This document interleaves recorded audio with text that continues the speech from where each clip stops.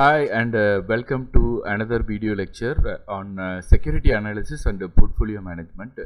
So போன video லெக்சரில் வந்து கேல்குலேஷன் போட்டிருந்தோம். ஸோ உங்களுக்கு புரிஞ்சிருக்குன்னு நினைக்கிறேன். கேல்குலேஷன் ஆஃப் போர்ட்ஃபோலியோ ரிட்டர்ன் மட்டும்தான் பார்த்துருக்கோம். எப்பயுமே வந்து ரிட்டர்ன் அப்படின்னா ஆவரேஜ் பண்ணணும். ரிஸ்க்குன்னு கேட்டால் வந்து நம்ம ஸ்டாண்டர்ட் டிவியேஷன் கண்டுபிடிக்கணும். ஓகே, நம்ம ஸ்டாண்டர்ட் டிவியேஷன் ரிஸ்க்குக்கு கண்டுபிடிக்கிறதுக்கு முன்னாடி நம்ம என்ன பண்ண போகிறோம்னா என்னென்ன டைப் ஆஃப் ரிஸ்க் இருக்குது அப்படின்றத நம்ம பார்க்க போகிறோம். ஏற்கனவே நம்ம முன்னாடியே பார்த்துருக்கோம். ரிஸ்க் அப்படின்றது வந்து நமக்கு கிடைக்கிற ரிட்டர்னில் உள்ள வேரியேஷன், அதுதான் வந்து ரிஸ்க் அப்படின்றது. இன்றைக்கி எனக்கு வந்து 1000, நாளைக்கு வந்து எனக்கு 8000, இல்லை அதுக்கப்புறம் வந்து எனக்கு 15,000 கூட குறைய அப்படியே வந்து சேஞ்ச் ஆகிக்கிட்டே இருக்குது. Change in return is called as risk. இன்னொரு டெஃபினிஷன் இருக்குது, அன்சர்டனிட்டி. எனக்கு வந்து ஃப்யூச்சரில் என்ன நடக்கும் அப்படின்றது தெரியாது. மார்க்கெட் வந்து பூம்லையும் போகலாம், இல்லை வந்து நார்மலாகவும் இருக்கலாம், இல்லை டவுன்லையும் போகலாம். ஆனால் என்னால் என்ன பண்ண முடியும்னா அந்த மார்க்கெட் ரிஸ்க்கை வந்து ஓரளவுக்கு ப்ரெடிக்ட் பண்ணி அசஸ் பண்ண முடியும். ஓகே, இது வந்து இவ்வளோ ப்ராபபிலிட்டி எனக்கு மார்க்கெட் மேலே போகிறதுக்கும் வாய்ப்பு இருக்குது, இவ்வளோ ப்ராபபிலிட்டி மார்க்கெட்டு நார்மலாக போகிறதுக்கு வாய்ப்பு இருக்குது, இல்லை இவ்வளோ ப்ராபபிலிட்டி எனக்கு வந்து மார்க்கெட்டு கம்மியாக போகிறதுக்கு வாய்ப்பு இருக்குது அப்படின்னு. ஸோ அதை வச்சு நம்ம என்ன பண்ண போகிறோம் அப்படின்னா நம்ம அந்த ஸ்டாண்டர்ட் டீவியேஷன் சொல்லி ரிஸ்க்கை வந்து நம்ம கண்டுபிடிக்க போகிறோம். இது ஸ்டாட்டிஸ்டிக்ஸோட கான்செப்ட்.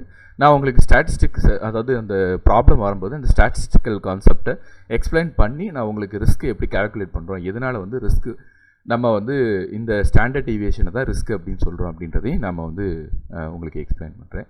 ஸோ இப்போ பார்த்தீங்கன்னா நம்ம டைப்ஸ் ஆஃப் போர்ட்ஃபோலியோ ரிஸ்க்கை பற்றி பார்க்க போகிறோம்.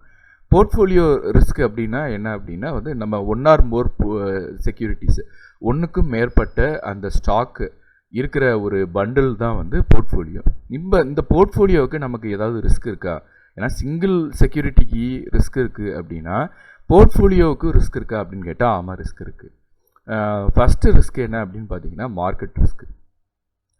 நம்ம எக்கனாமிக் சேஞ்சு, இன்ட்ரெஸ்ட் ரேட்டு, இல்லை இன்ஃப்ளேஷன், ரெசிஷன், இல்லைன்னா வந்து நேச்சுரல் டிசாஸ்டர், இந்த மாதிரி ஏதாவது ஒரு மார்க்கெட்டில் ஏற்படுற அந்த ரிஸ்க்கு பேர் தான் வந்து மார்க்கெட் ரிஸ்க். இப்போ இந்த ஒவ்வொரு போர்ட்ஃபோலியோவும் ஒவ்வொரு லிக்விடிட்டி எல்லாம் இருக்கும். இப்போ ஸ்டாக்கை பொறுத்த வரைக்கும் சீக்கிரமாக லிக்விட் பண்ணிடலாம், இல்லை ரியல் எஸ்டேட் இந்த பண்டிலில் இருக்குன்னா லேட் ஆகும் லிக்விடிட்டி. ஸோ அப்போ இந்த ரிஸ்க்கு பேர் வந்து லிக்விடிட்டி ரிஸ்க்கு. தென் வந்து கிரெடிட் ரிஸ்க்கு. இப்போ நம்ம இன்வெஸ்ட் பண்ணியிருக்க அந்த இன்வெஸ்ட்மெண்ட்டோட அந்த பர்சன் வந்து இப்போ ஒரு ஸ்டாக் ஏல இன்வெஸ்ட் பண்ணியிருக்கோம், ஸ்டாக் பியில் இன்வெஸ்ட் பண்ணியிருக்கோம். ஸ்டாக் ஏல உள்ள அந்த இன்வெஸ்ட்மெண்ட் என்ன ஆயிடுச்சு அப்படின்னா அந்த பிஸ்னஸ் ஃபெயில் ஆயிடுச்சு அப்படின்னா அதுதான் வந்து credit risk. Failure in payment by financial instrument issuer. Then வந்து இன்ஃப்ளேஷன் ரிஸ்க்கு. ப்ரைஸ் இன்க்ரீஸ் ஆகுறனால என்ன ஆகுனா நம்மளோட ரிட்டர்ன் வந்து எவ்வளோ அதிகமாக வந்தாலும் அதை தான் நான் வந்து டைம் வேல்யூ ஆஃப் மணின்னு படிச்சிருப்போம். ஆனால் அதையும் தாண்டி ஹையர் இன்ஃப்ளேஷன் ஆகும்போது நமக்கு கிடைக்கிற அந்த அவுட் பெர்ஃபார்ம் பண்ணாலும் அதோட வேல்யூ கம்மியாயிரும். ஸோ அதுதான் வந்து இன்ஃப்ளேஷன் ரிஸ்க். தென் வந்து ரீஇன்வெஸ்ட்மெண்ட் ரிஸ்க். ரீஇன்வெஸ்ட்மெண்ட் ரிஸ்க் அப்படின்றது என்ன அப்படின்னா நம்ம இப்போ ஃபஸ்ட் இயர் ஒரு இதில் இன்வெஸ்ட் பண்ணியிருக்கோம், அதுலேருந்து நமக்கு ரிட்டர்ன் கிடச்சிருக்கு. தென் ஒரு இயரில் வந்து என்ன பண்ணுவோன்னா நம்ம 1 இயர் ஆனதுக்கப்புறம் அதை போர்ட்ஃபோலியோவை வந்து திரும்ப ரீஇன்வெஸ்ட் பண்ணுவோம், சில சேஞ்சஸ் பண்ணுவோம். அப்படி சேஞ்சஸ் ரீஇன்வெஸ்ட் பண்ணும்போது மேபி ஹையில் போயிடுச்சுன்னா நல்லது, ஆனால் லோ ரிட்டர்ன் ஆயிடுச்சு அப்படின்னா அதுதான் வந்து ரீஇன்வெஸ்ட்மெண்ட் ரிஸ்க். தென் வந்து கரன்சி ரிஸ்க். இப்போ ஃபாரின் எக்ஸ்சேஞ்சஸில், அதாவது ஃபாரின் ஸ்டாக்ஸ் வாங்கியிருக்கோம் அப்படின்னா நல்ல ரிட்டர்ன் கிடைக்கும், ஆனால் அதே நேரத்தில் நல்ல ரிஸ்க் இருக்குது. ஸோ இந்த கரன்சி வேல்யூன்றது நமக்கு தெரியும். நம்மளோட ருப்பிக்கு யூஎஸ்டி டாலர் வந்து 80 யூஎஸ்டி இருக்கும். ஓகே, 80 ருபீஸ் அப்படின்றது ஒரு யூஎஸ் டாலருக்கு வந்து ஈக்குவலண்ட்டு.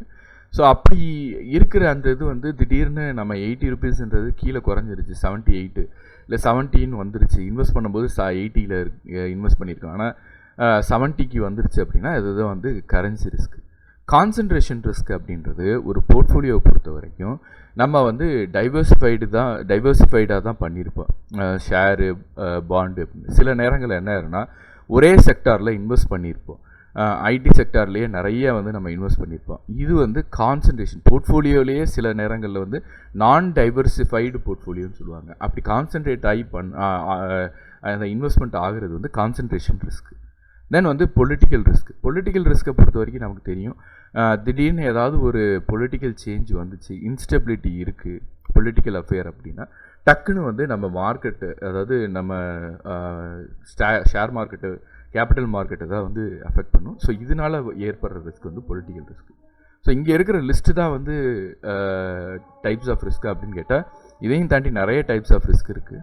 பட் ஆனால் நம்ம இங்கே பார்க்க போகிறது இந்த 8 ரிஸ்க்கு வந்து பார்த்துருக்கோம். ஓகே, ஸோ நெக்ஸ்ட் கிளாஸை பொறுத்த வரைக்கும் நம்ம எப்படி ஒரு போர்ட்ஃபோலியோவை செலக்ட் பண்ணணும் அப்படின்றது தான் வந்து நம்ம நெக்ஸ்ட் கிளாஸ் பார்க்க போகிறோம். தேங்க்யூ.